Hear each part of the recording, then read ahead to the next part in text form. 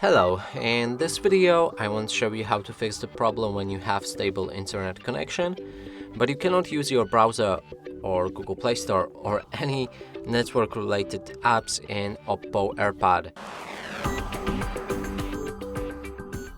And to do this we'll need to first identify the issue, so let's go for the Google Play Store and try to download something like this game right here. We can click on install.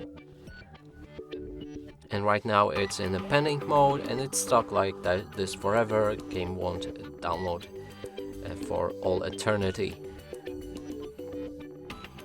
So let's cancel it for now and move on to the browser. Right here, if we try to reach any new website or refresh already existing one, we have this error. And to fix this, you will need to open a settings, then scroll all the way down to find the additional settings, enter date and time, and here set time automatically. Make sure to enable it and go back to your browser or Google Play Store and try to install it.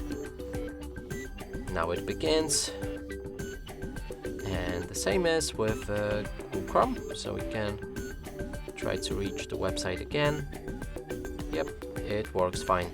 And that's it for this video. Hope you like it. Please consider subscribing to our channel, leave a like and a comment below.